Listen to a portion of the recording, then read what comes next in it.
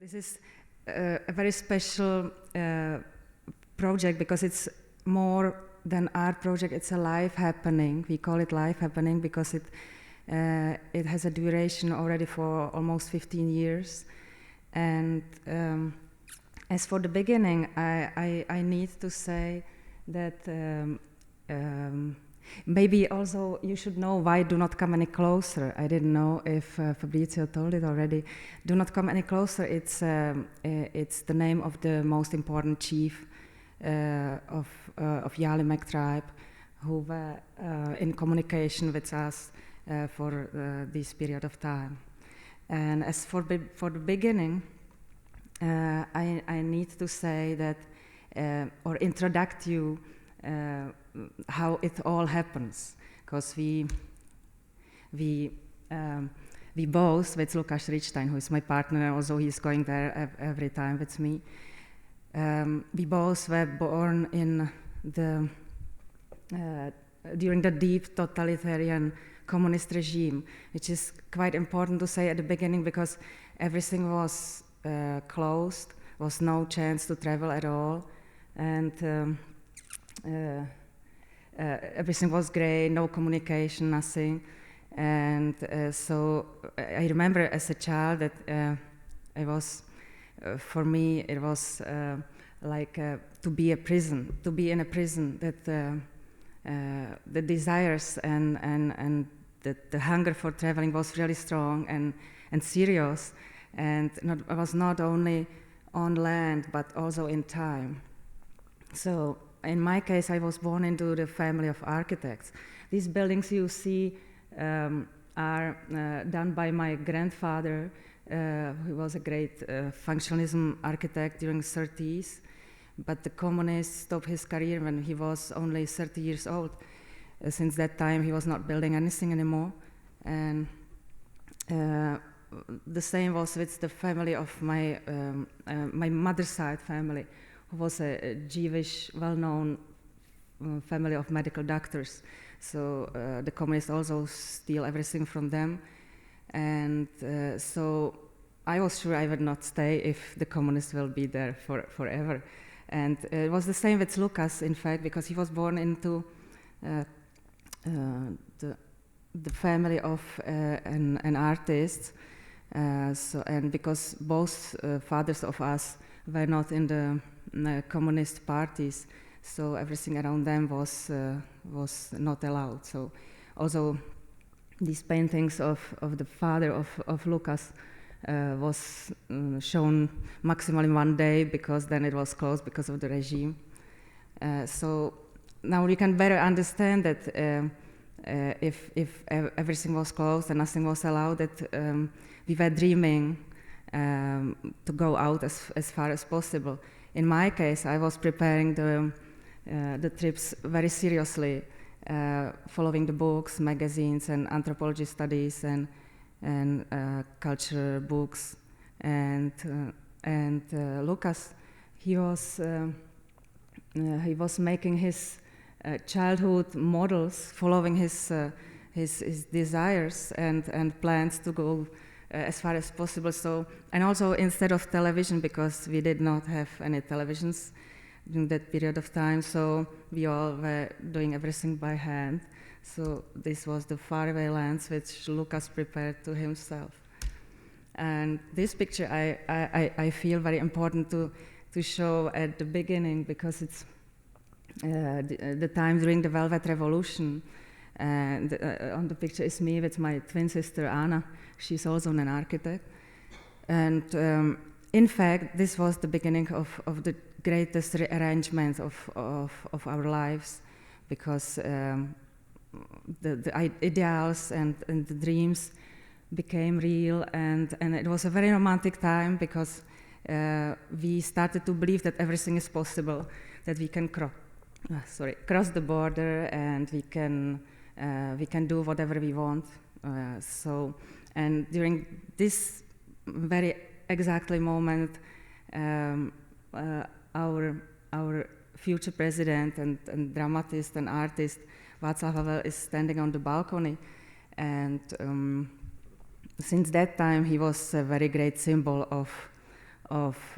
freedom for us. So when the Papuans asked us to have a communication with the chief many years after that event, of course, there was not anybody else who we were planning to ask.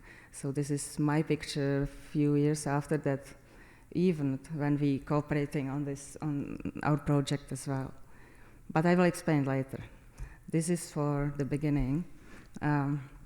So the story itself began in 1997 when we first time entered the land of Papua or New Guinea, because New Guinea it's an island. Papua New Guinea is the eastern part, and the west part belongs to Indonesia. But it was forced during the 60s because before it was the Dutch colony. So there was always army around the island taking care of the gold and mining. But in fact, because it's very difficult landscape and there is usually no money to get in, so that's why it's still very untouched. So this was the first time we got out from the plane. I remember the strange picture of the contrast of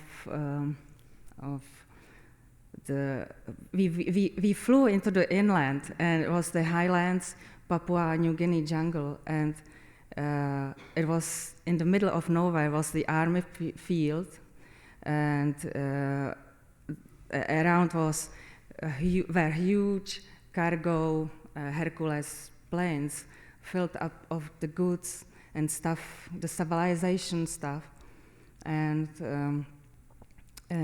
in contrast to this, they were observing really still naked people coming from very far away land, and they were observing around what's going to happen because they have heard from the young men that something strange is happening around. So they came from the very far away lands to check and to see, but of course they didn't understand anything. So we immediately see that there is something extraordinary happening, and because we also went through during the Velvet Revolution, there was also a great rearrangement of everything. So we decided not to stay only on the surface, but we wanted to know the people and to catch as much as possible until it disappears forever, because it was for the first view understandable that it will disappear, and that's the beginning of the end of one human epoch of the hunters and collectors. So we feel only two chances, to be by or not to be by, and as an artist we feel important to catch what is possible, to record maximum as possible in the authenticity before it will go out, because it was a challenge for knowledge. We always look at the ethical part of to being there, because we didn't want to make any changes in their mind until it comes itself through the neighbors. So we have been all the time like observing and catching and recording the maximum we can. So this was the first moment when we decided, okay, we have to look around and check what kind of tribes are there, because it is so spiritual landscape, and also the people are in so great communication with spirits, and they believe into they are animists. So we went through many tribes first to be perfectly sure that we will choose the right tribe who will be open to tell us about their traditions, and at the same time they'll be not yet influenced much by civilization. So we went. The red points are all the places we went at the beginning between 1997 and 2001, and finally we decided the two tribes to compare these tribes. And it was a highland Yalimak people, which is the higher place with the yellow point, and the lower one is it's a Korvai Batu lowland tribe nomads. And so first we went through many tribes like Hulivik Man. These people are very spiritual as well, but they are already very much evangelists are there, so they are already influenced by the missionaries very much. But till that time, they still keep their spirits and power under their wigs, or the shark calling people. These are also influenced by Christianity. They somehow believe that their ancestors transformed into the sharks, and that's the way how they helped them to kill the shark by hands. And somehow it was a special fusion with the Catholicism there, that there's still the same. There is not a very big change since that time. And this is a very special tribe. Also, it used to be one of the most important headhunters tribes in Papua New Guinea, in West Papua. Now West Papua used to be Dutch colony, and it's the place where Michael Rockefeller disappears. And the guy down in the picture, his name is Leo, and he was the one who was also searching for Michael during the time when Nielsen went there, and so he was the one who helped him very much. And I have the picture here because it was very funny. We met him, and since that time he was honored. He has it framed, and he has it as a necklace on his neck for already almost 50 years. And then the other tribes, like Dani tribe, this is already quite influenced by civilization. This is more now they are more performing this for festivals, and they are not naked anymore. And this is the tribe we finally have chosen.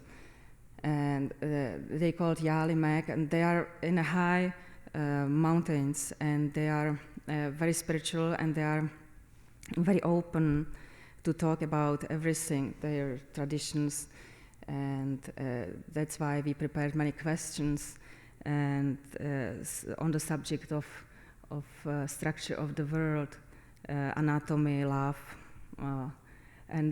because they are living in the mythos, the best for them is to be speaking about the true stories of fighting, killing and eating the humans, and also about the meeting with the spirits, many different sizes and many different shapes.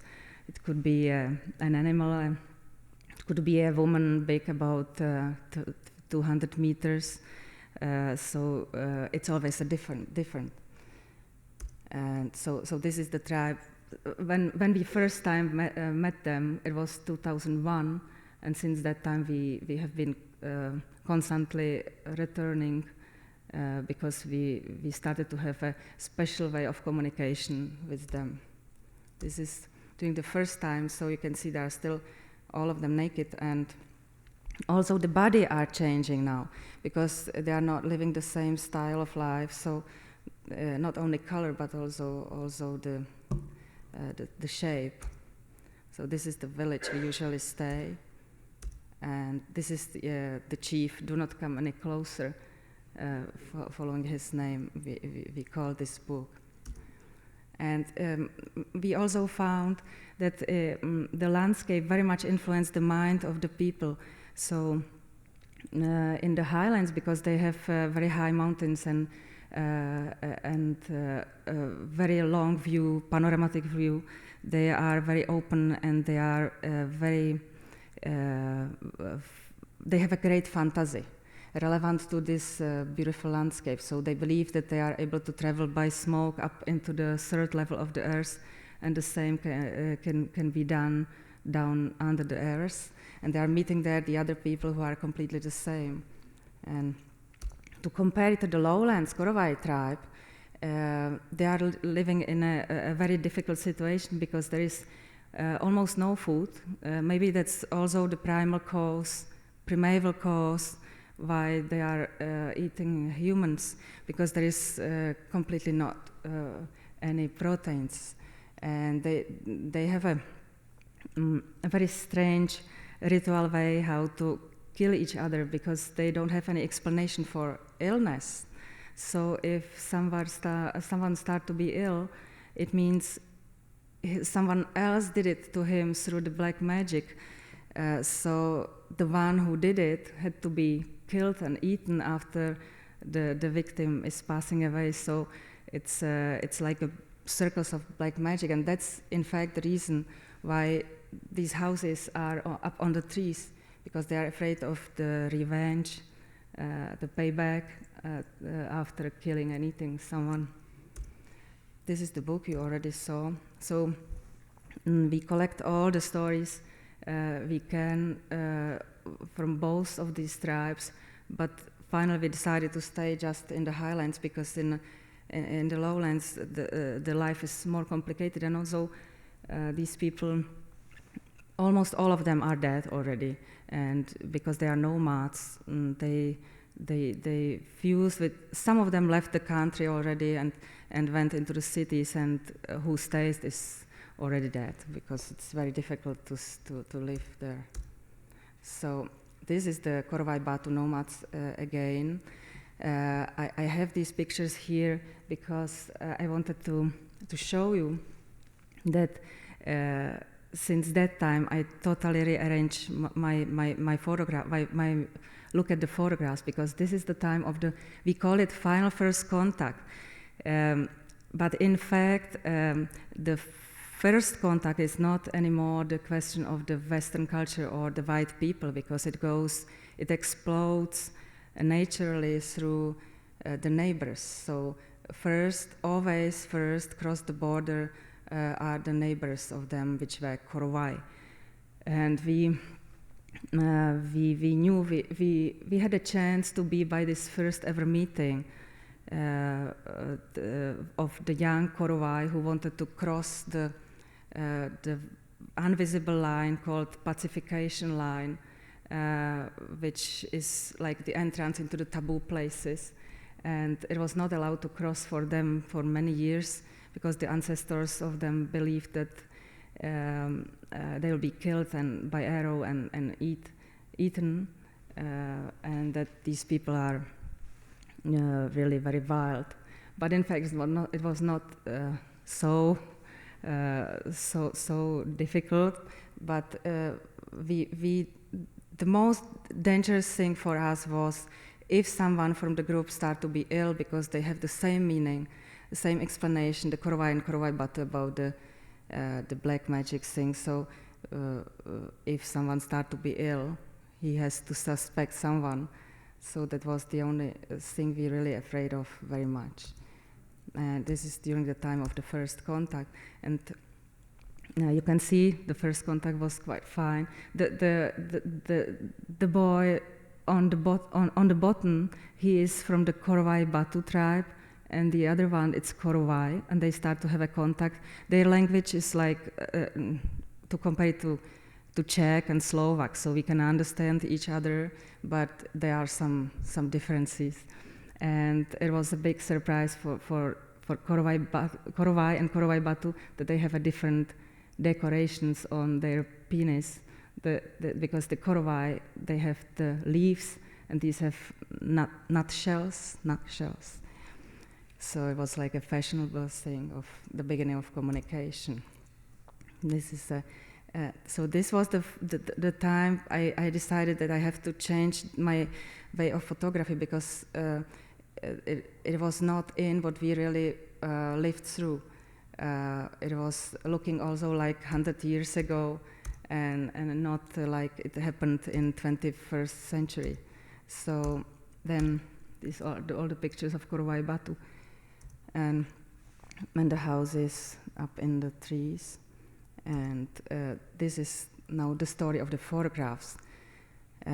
So this amazing first ever meeting completely changed my way of looking the photographs. So because I feel that it's not enough anymore for me, and because I was always looking for painting, I start to use the camera instead of brushes and colors, and also the rings and curtains and even my nails, and to symbolize the touch. And I feel it paradoxically closer to the reality, because they were really like alien coming first time to meet us, or the astronauts, or not like the picture on the higher top. So you can see the others, how I changed them for using. In fact, I photographed the photographs using my knowledge with reflections and my experiences from the big cities as well. So it was changing like this into more like into the painting. And this is what I was talking about before, that I already had the experiences with the reflections, so it was not coming from the earth, from the sky. I was always interested in extremes. So during the time we were traveling to Papua, I was also looking for the strange flash bazaar on the cities.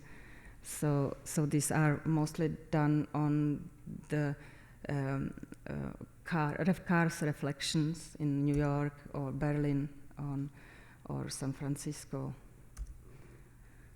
This is more architectural stuff. So it's like a jungle of the cities. And then I used all my knowledge also from painting, which I was doing parallelly during that time. So this is the painting already where I used also the same system as I used later on the photographs. And I invented something like a magic box, we call it magic box, which is very easy to carry, but in fact it will change completely the reality into the painting. And because I had these experiences, I was since that time I was carrying with me to change the photograph directly in the jungle. So this was already pictures done on one push directly in the jungle, sometimes outside, sometimes also in a local studio which we built in the local hut with them. And in fact, the impulse was coming from the natives again, because they always had the desires to us. So they wanted to know what does it mean to be an artist. So it was one of the part we performed them, how we are looking the things like artists with the promise that we will come back with the final pieces always. You can see still it's following my paintings. And this is during the great celebration. Open we arrived again. And you can see here that it was really inspired by the rings I used before, but at my studio, and it's done directly. But instead of the ring, I used the cloud. And because, as I already said, that they are living in a dramatic spiritual landscape, they are permanently in communication with spirits, and they believe that they are able to travel up into the sky. So they have their tradition imagine is to have 3 levels of the earth. So following that idea, I did 3 pictures like this. It's all about it's following their stories. It's done following their stories. And then we built a local studio there, and I did a series of portraits of the last cannibal chiefs. And it was quite surprising for me that I naturally used the black and white color film for them, because they are still very deep. During that time, they were still very deep in their traditions. So it was like to catch the old period of time in the pictures, and also it's a symbolizing of the human split, because they are already half man and half spirit. So there is many pictures like this. It was a huge series of portraits, and in contrast to this, it was the women who were almost all on the color picture, on the colored film.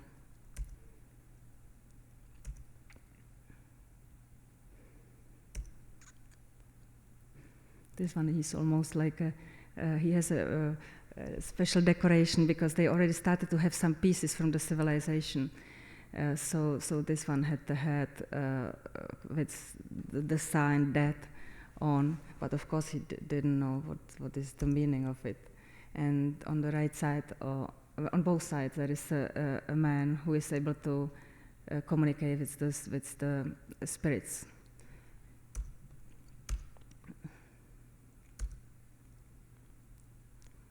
Now the nursing Stone Age Madonnas.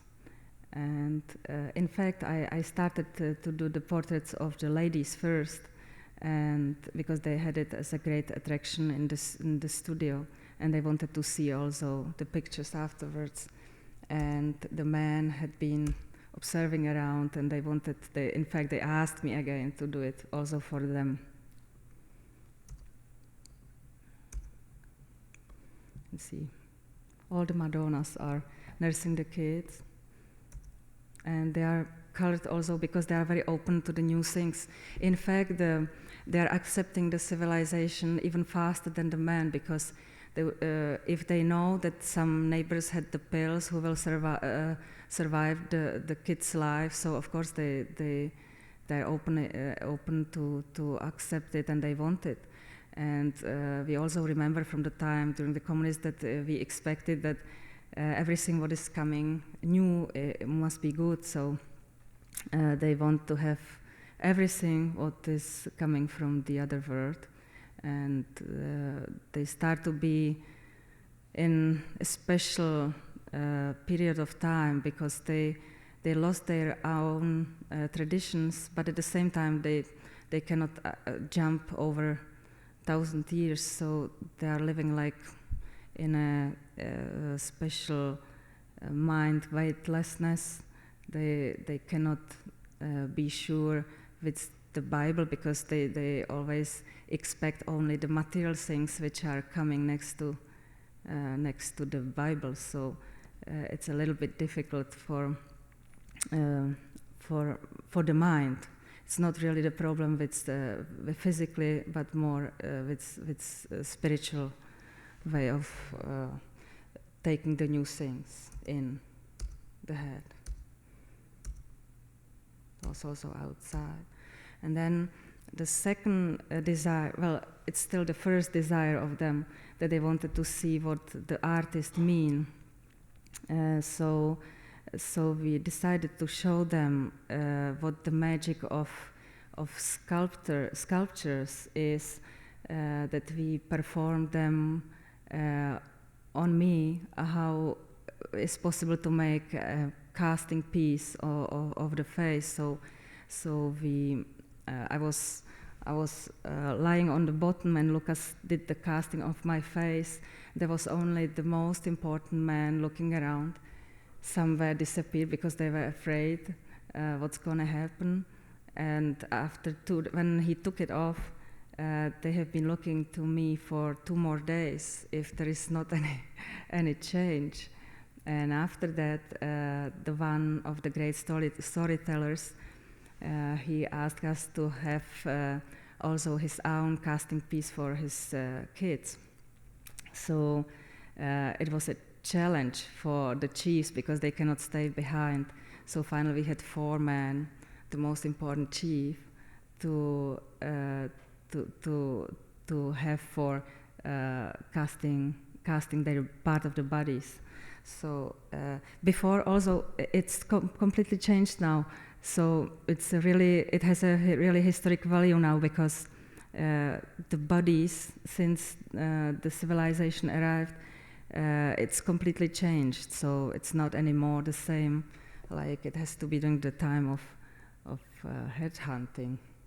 So this first we shaved the hands and faces and chest and legs, and then we put the cream on to have to avoid everything to make them hurt, because they would be they are believing in a bad sign. So if something will happen during the casting, it could be a great complication. So we have to be very careful not to do any mistake.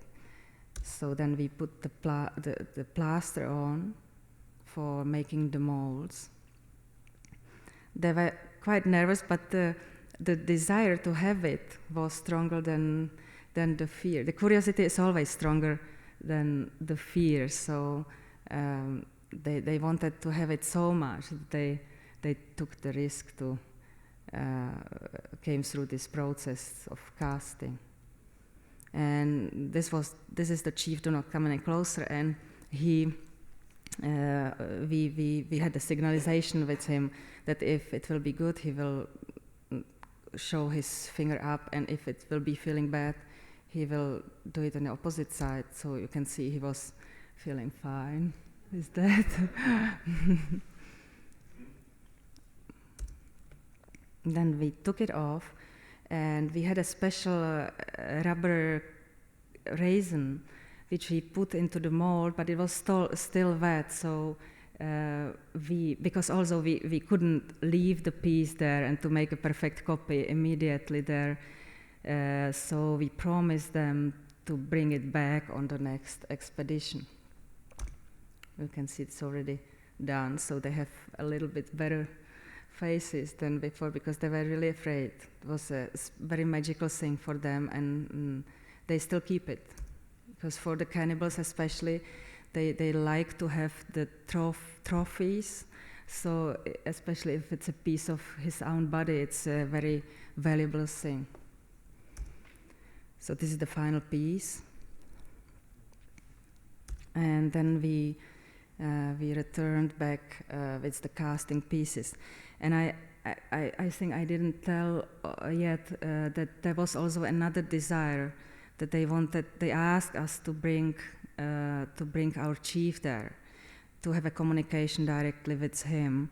So of course, as I already said at the beginning, there was no any other chief ever for us than Václav Havel. So we asked him to send some questions to the chiefs, and he really did it. And since that time, in his office, everyone called him chief as well. And there was a special communication in between Do Not Come Any Closer and Václav Havel for until his passing away. So this was a special action or happening called transfer. We did it in 2008 when we made something like a first ever happening of art, which fused with the ritual of native people directly in the jungle, because they really enjoy it. And we insert, Václav Havel inserted the casting pieces into this special piece of sculpture because we made the pockets inside. So he put it in, and then we bring it to Papua as a special present from our chief to their chiefs. So they were very honored, because they always wanted to communicate with the elite of the society. So it was very important for them that they are also through us in communication with the chief. And so we put the sculpture on the tree, and then I will show it to you on the movie. These are the parts of the movie which I'm going to show you at the end.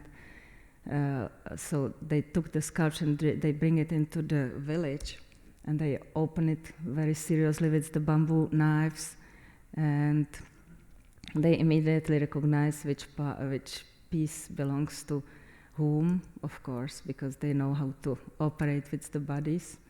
And then they killed the pig and they killed the sculpture, and then they dance on and then ate on. And then we took this piece back to Prague as a trophy for us to perform it on the shows.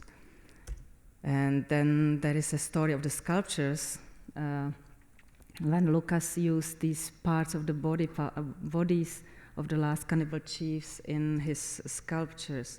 So this was the sculpture called Strong Color, and from the photographs of the reality during the casting, it's like an airstrip, and the casting pieces are taking off into the special, the same shape of the sculpture, looking like the soul or an animal or a symbolic spirit which is holding the artificial tree and flying up into the sky.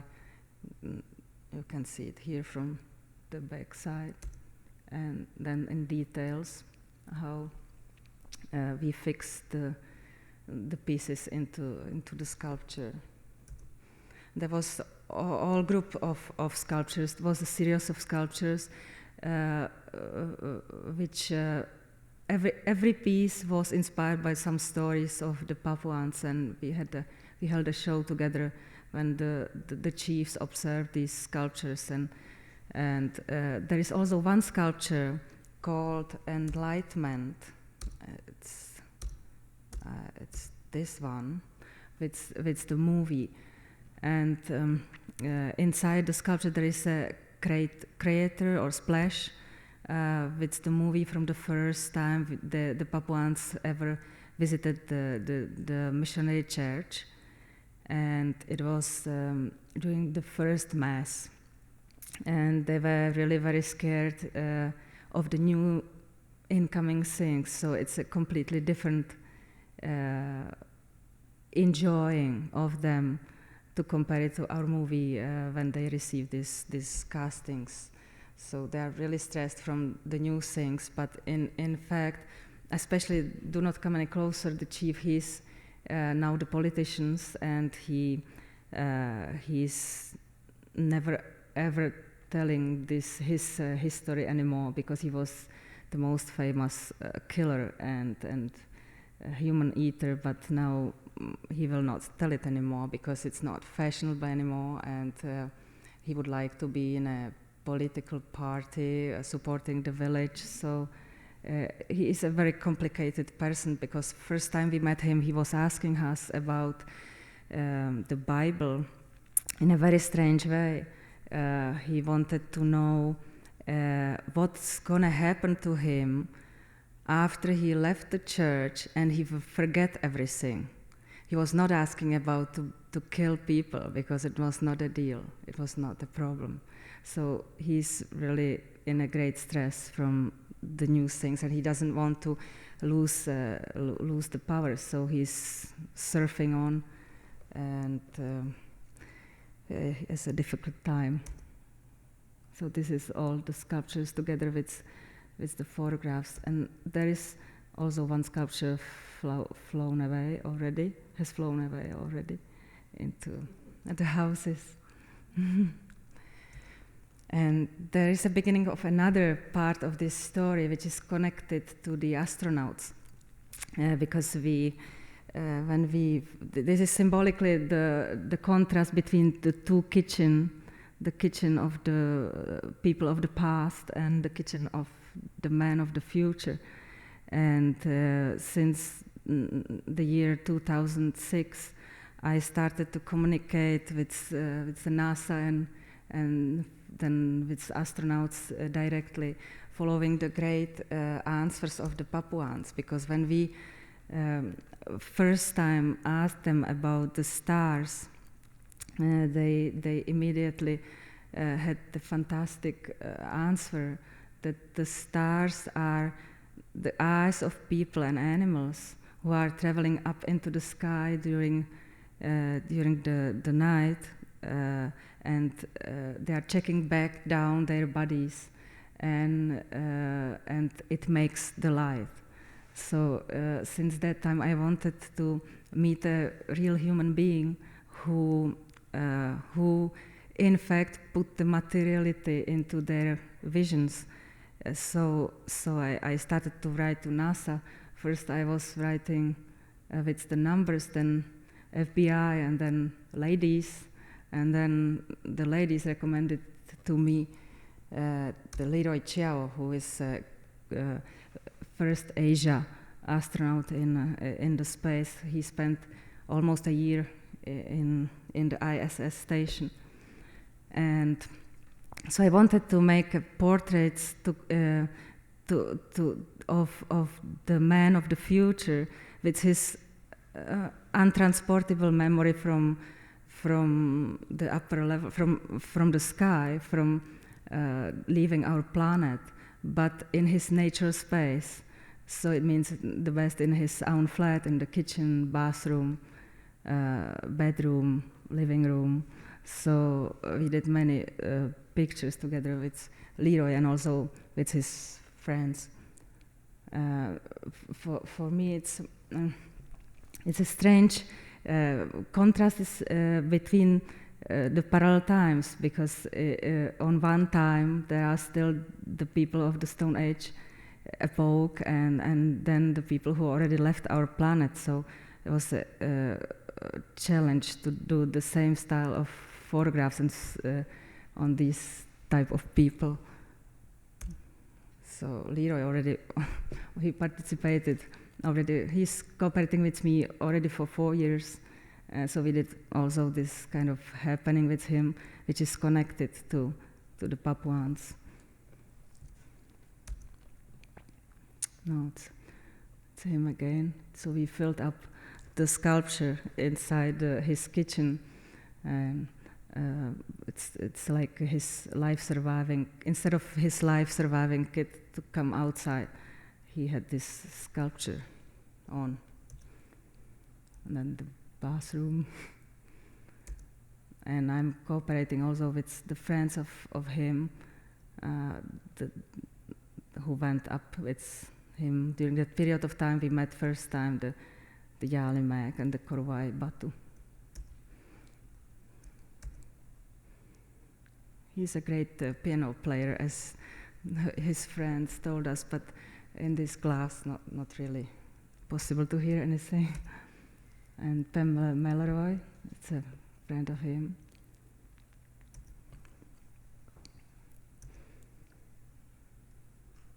And Koichi Wakata. He's a very famous Japanese astronaut, and he has a plan to fly up into the sky next year with the Russians.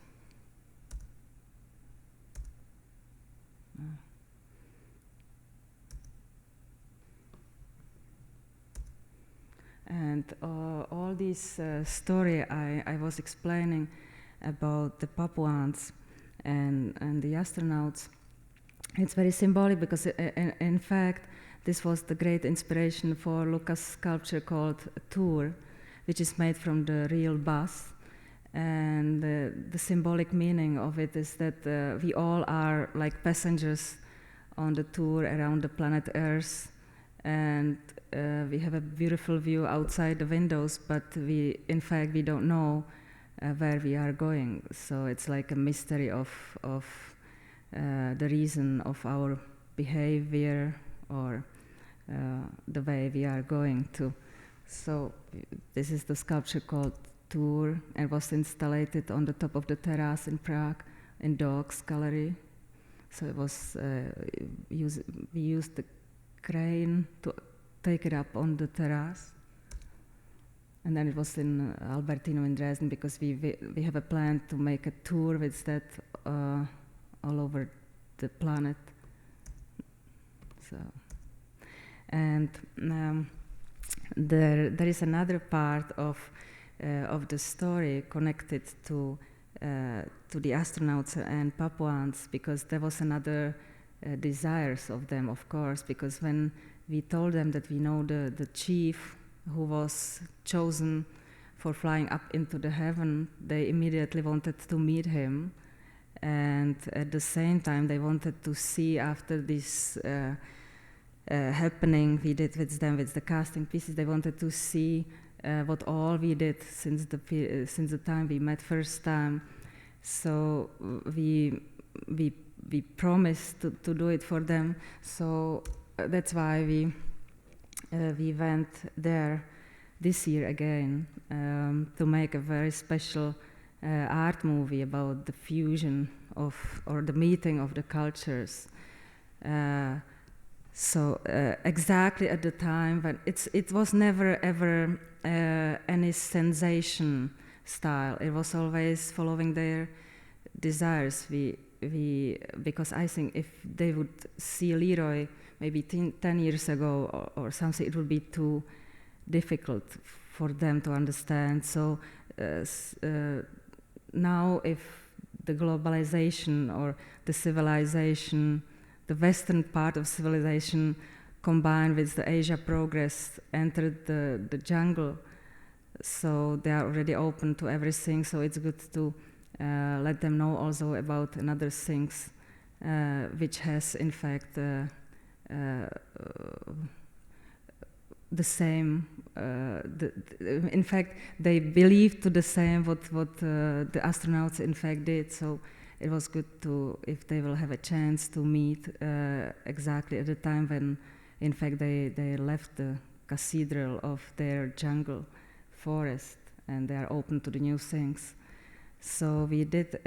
This was. I will show the movies after that from the last mission, because it was the first time ever I used the digital camera, not only for the movie but also for a special photographs in motion, and also we prepared to them a very special projection about all the things we did together. So we performed them first the bus sculpture of Lucas, because we were curious about their opinion, because there is already in the main gate into the land there are already many buses. So we were curious what they will have as an opinion about the art piece of bus. Then we prepared the movie. The second part of the movie was about the photographs, sculptures happening, and also the part of the covert or spy movie from the first time they ever entered the Bible, the mission church. And the last one was the movie which was following the Leroy's explanation about how they rise up into the sky, and about the ISS to present them as a small house up into the heaven. And Leroy had the chance to communicate immediately, directly to these chiefs about the way of explanation of the structure of the world, following their experiences. And it was amazing time, because, for example, we settled the meeting twice or three times, the same one. And on the first one, there was a Bible teacher, so they didn't tell us almost anything about the old traditions. But the next day, the same people said, "Okay, I remember," and they told the same. So you can see that it's really difficult time of a great change. So let's try to see the movies. I will stop it always. Sorry. Always during the time to explain you what does it mean.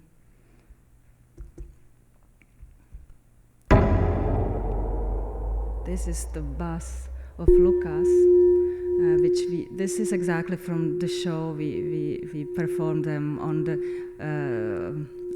the cinema, which we made directly in the jungle in their village.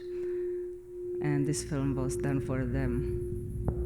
So they really enjoyed, but in fact, instead of answers, they had the questions to ask, and the best question was why Lucas didn't come with his bus as far as their place, because they don't make any differences between the bus this shape, because they know that it's a transportation vehicle, so it means it has to come as far as the jungle.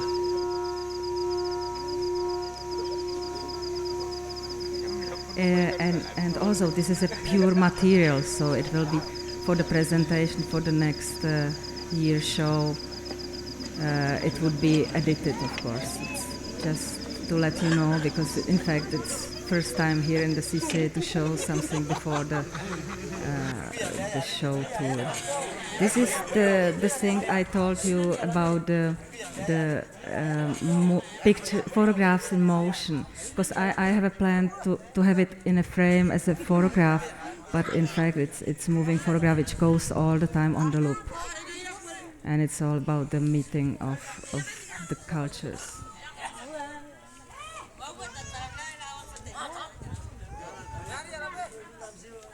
So you can see Leroy quite enjoyed this trip.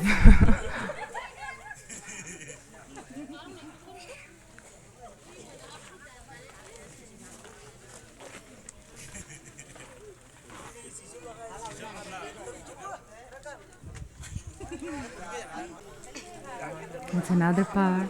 It's another photograph. It's in motion.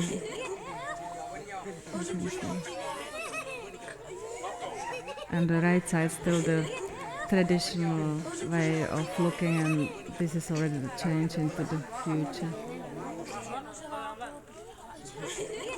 This guy next to Leroy, he is a magician. He's able to make magic.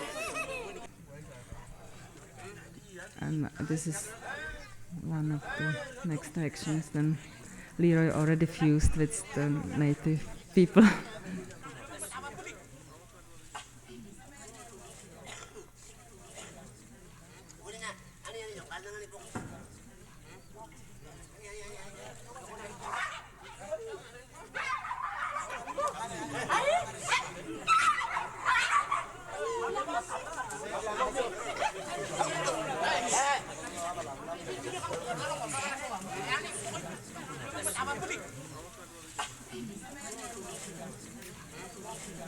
And he's following his food.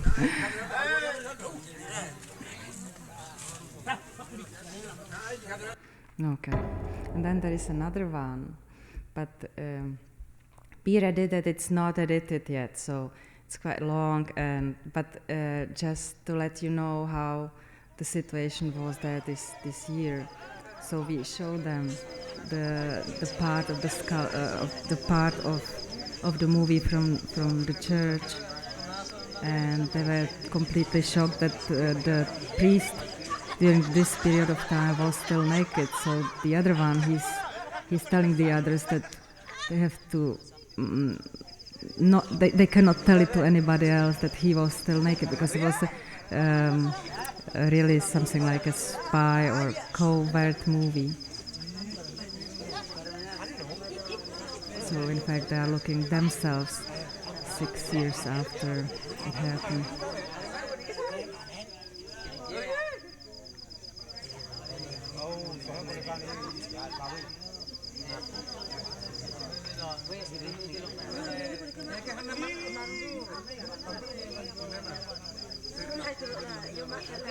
This guy, he has a pencil inside his nose, because he thinks that it's nicer.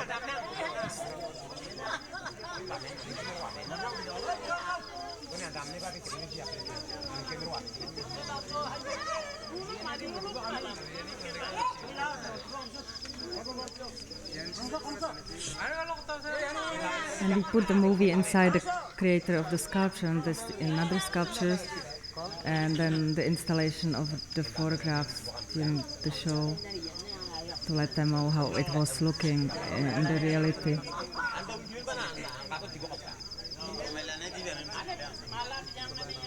there was really high emotions. They like it, love it very much to see what we did together.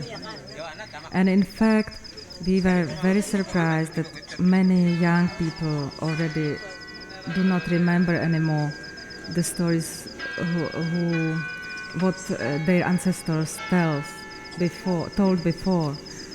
So our book, in fact, now had really historical value because it will be disappeared forever, and we have a plan to print it in Indonesia language because for them, because they already speak Indonesian and they are able to read, and because the only transportation of the culture was through the verbal way. So and they are not having any training anymore, so they don't remember. So that's only in the book, and it will disappear. This is during the happening called transfer, when we send them back, we bring them back, we brought them back the casting pieces in this sculpture piece.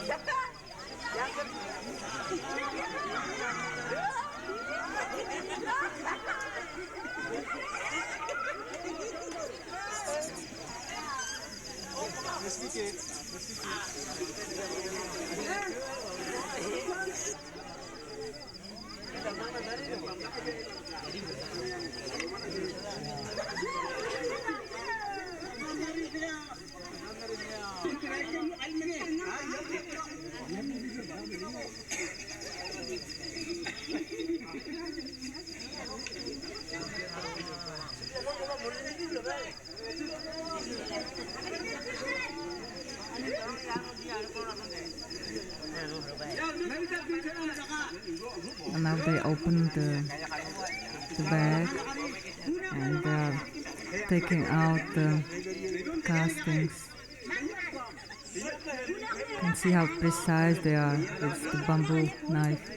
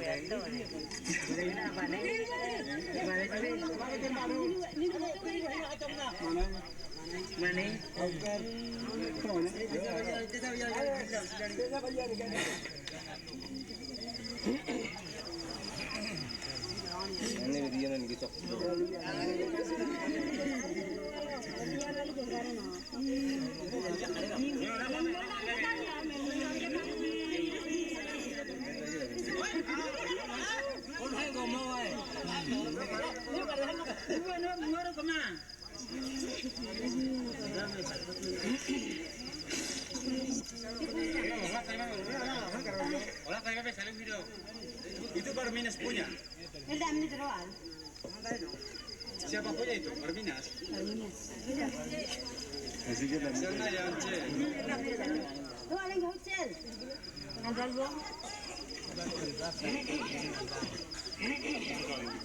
Sudah berapa kelas keluar? Dua? Tiga.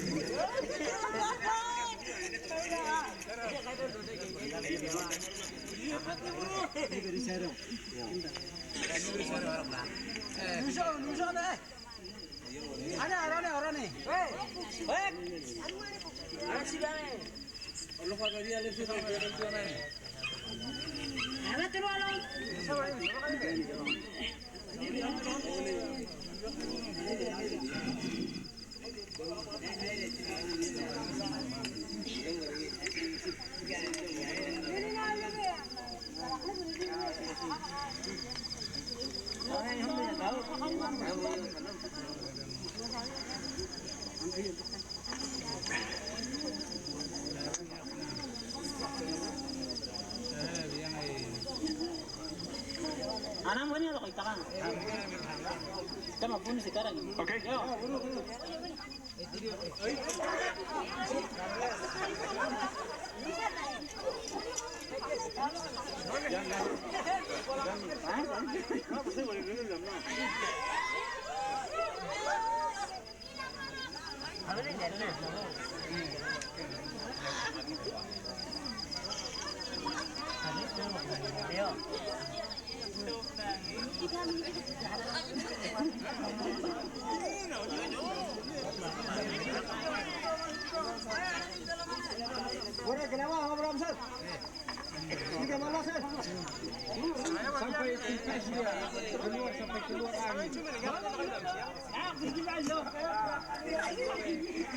Now they are killing the sculpture after they kill the pig. But the pig, they already don't know how to kill pig perfectly. So the pigs are suffering a lot because the young guys are not great training. They are not having any great training for that. So it's not very good for. Now they dance on. It's the casting. You can see if they have something once, they will not put it somewhere. They're better hold it all the time, not to disappear.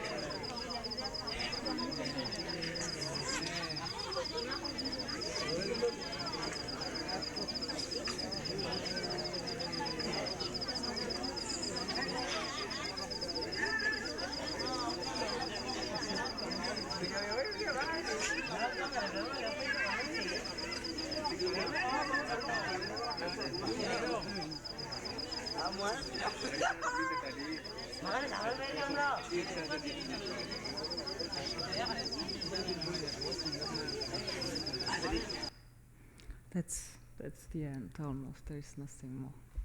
So thank you for listening me. That's all for now. Thank you for that extraordinary presentation of, I don't know, I just found, I think the thing that shocked me most was when I saw the same people I'd seen in the forest and saw them in the church. Mm-hmm. That really shocked me. In writing the preface to the book, Barbara and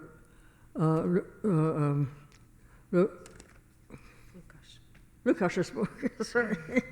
I asked them, many questions, and my questions belong to a specific form of cultural inquiry, the search for conventions, sources, methods, and models.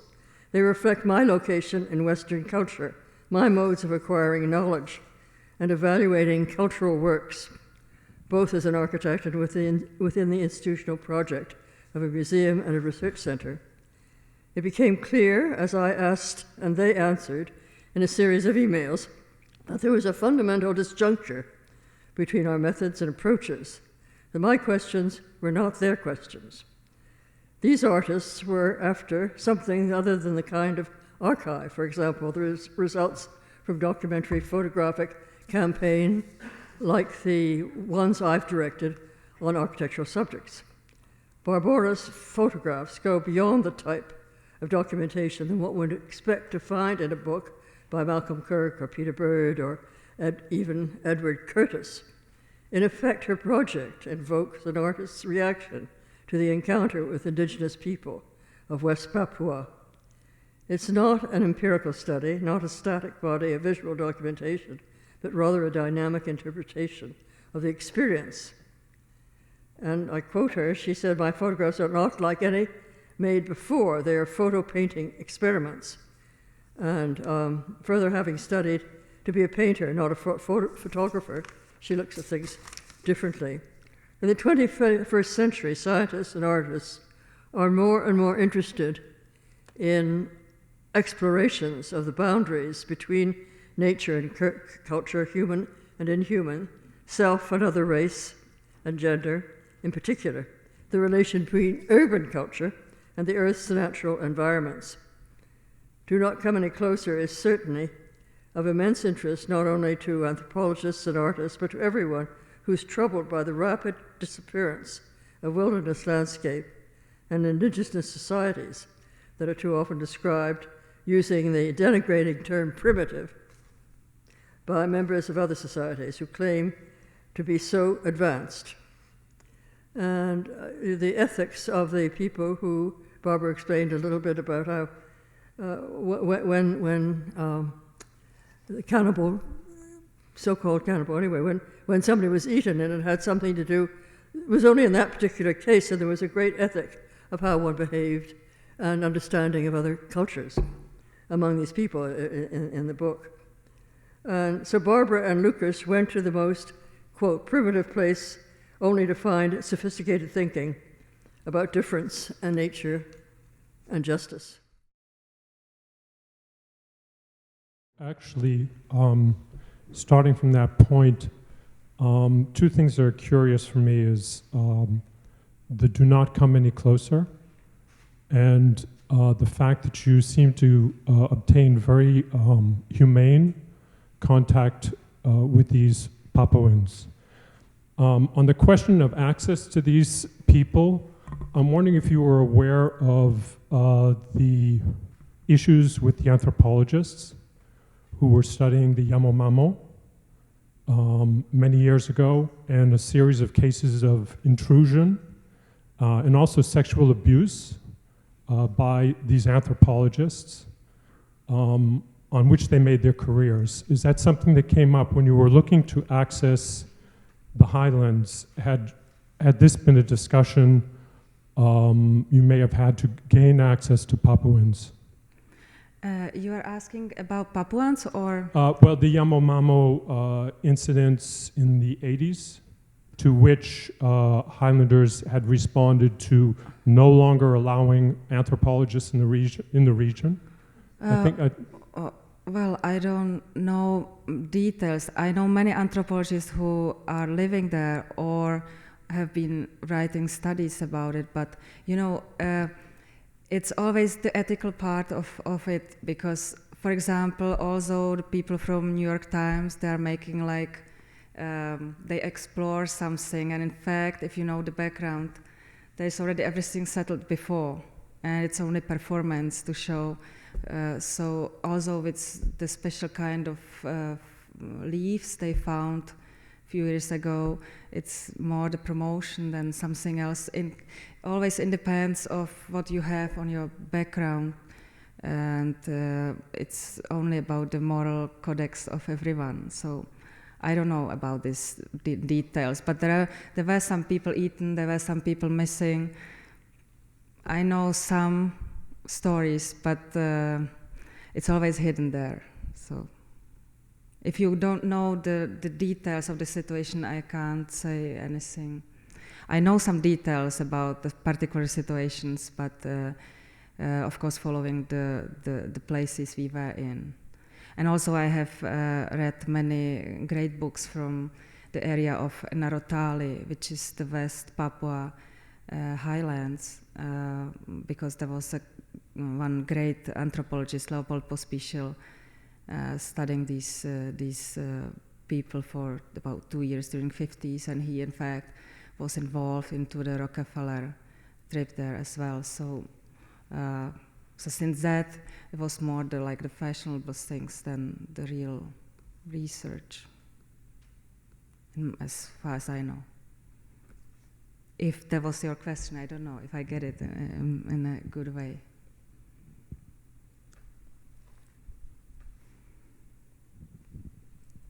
Phyllis. If I may say, it was tremendously powerful footage that you shot, and the photographs are absolutely stunning.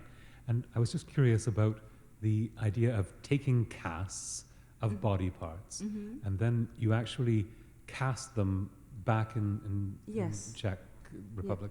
We And then had to take it back because we couldn't make the final piece there, because we were not able to bring all the things as far as there. So we bring the plaster and then the rubber resin to have fix it together.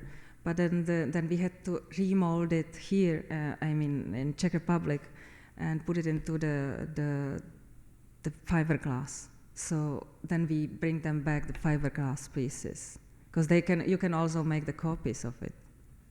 And so it's very interesting in terms of a history of anthropology. I mean, some of the first contacts with people of that area involved lots of measurements being taken of craniums and of bones, and it was a whole process of measuring the native and sort of fitting them within racial categories and so forth.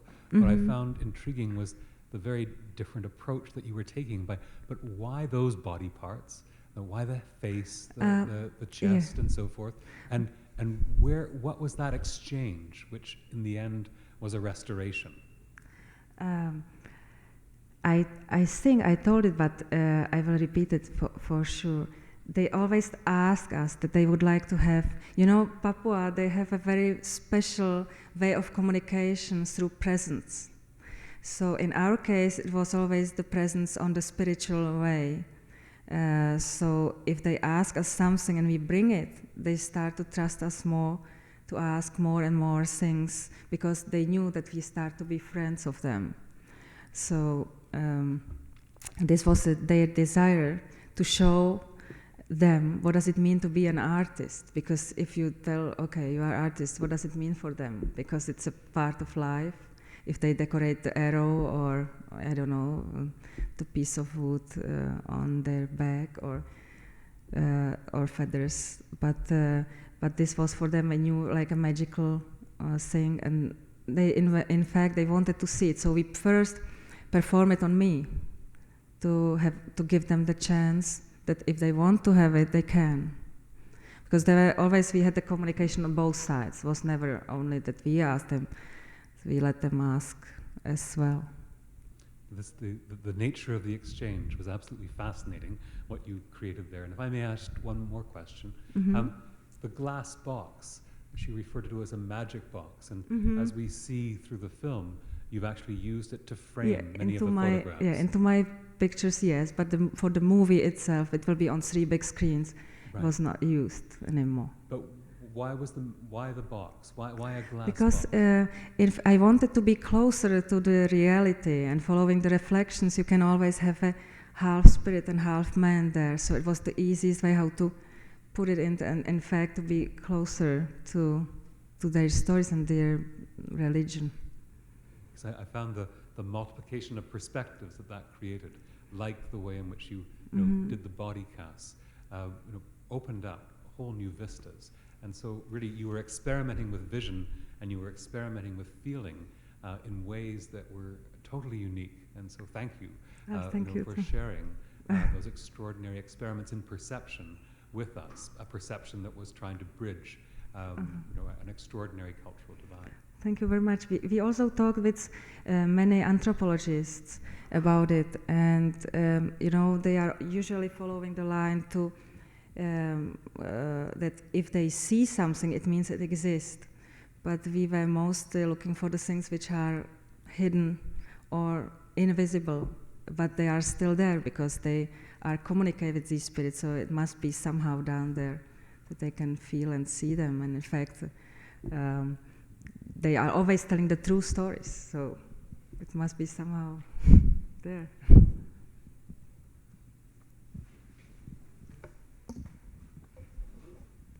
My question is a kind of follow up on the idea of the artist, that they asked you what it was to be an artist. And so I'm fascinated to know, what did they do, what did they think of what came out of the magic, not the magic box, but out of the great white Pipis, did they think that was art? What did they think of that? What did they do with them? You know, for them, because they are living in so spiritual way, and they have no, for example, about the astronauts, to explain them he was climbing up, he was rising up into the sky, it was no any surprise, because they are able to do it as well. So in some way, and also with the bus, the questions following the bus, why didn't you come as far as here? They have a very abstract mind, so great fantasies. So for them, it's not a big deal that if they can see a half spirit on, it doesn't mean it's not still him, because they can see the spirits. So it was like closer to their truth and the way of looking. So they feel it naturally that it belongs to the landscape, which is amazing. I'd just like to applaud you and Lukasz for your vision and for going there. So many people, anthropologists or writers, go to learn, but are really there to take. And I think your exchange was more to give. And as much as you learned from them, they were able to learn and exchange at a whole different level with you two, rather working with artists rather than maybe just science people or writers. So. Yeah, thank you. Chapeau. Yeah.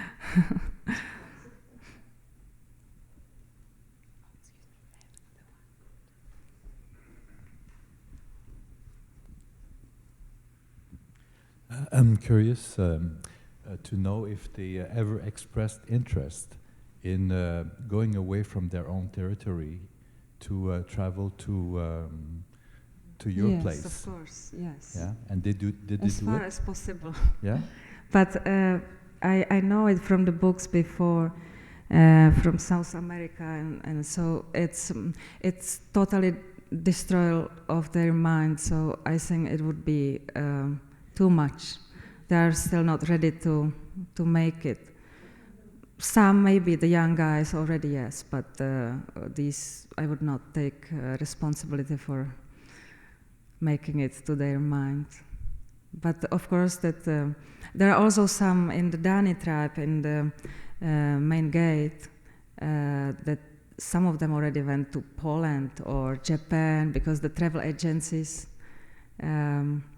took them to perform that they still have a naked man somewhere on the stage, but it's to me more like to perform monkeys or something. I don't like it really, and I don't feel it really ethical. But at the same time, we cannot make something like a human safari or something.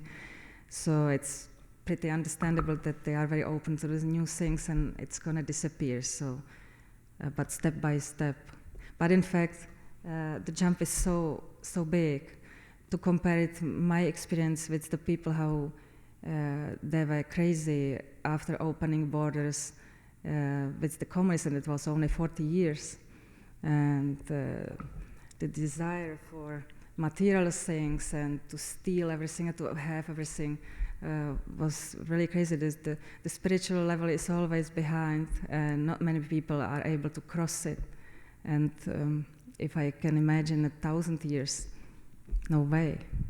There will be criminals, most of them, because also the value of life is different. So it's unfortunately, but it's quite difficult to do anything with that.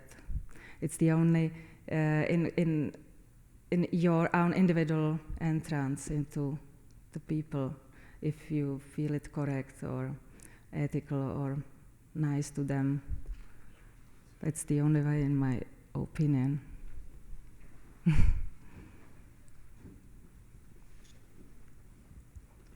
I'm just wondering, how do you see the future, but now that they have exchange with the outside world?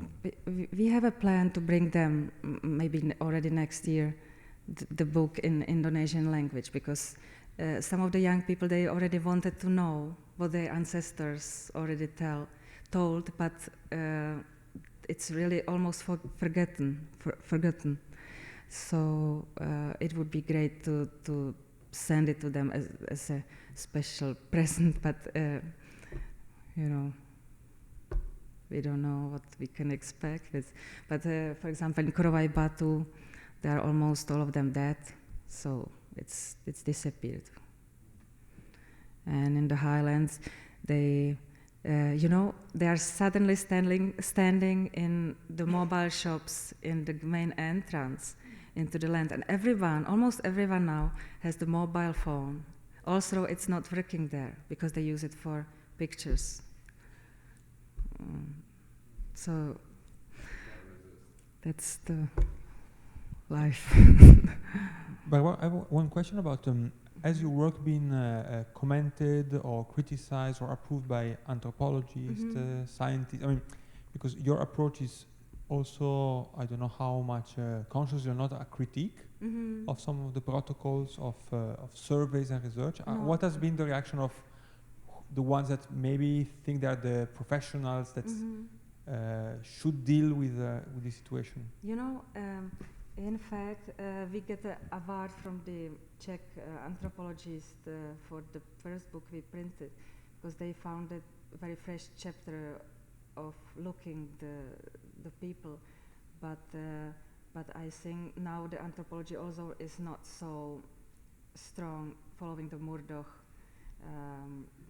way, so they are more open to the spiritual way and things like this. But before, when we started to travel there, it was more like the old-fashioned way, but it's changed now.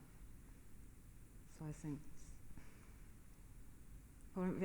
when we met this Leopold Pospíšil, he had a great correspondence with Levi Strauss about this, because he's really the old-fashioned style, and Strauss was not, because he was looking for this invisible, but it influenced everything anyway. So, because the mind always makes the changes, not what you see immediately.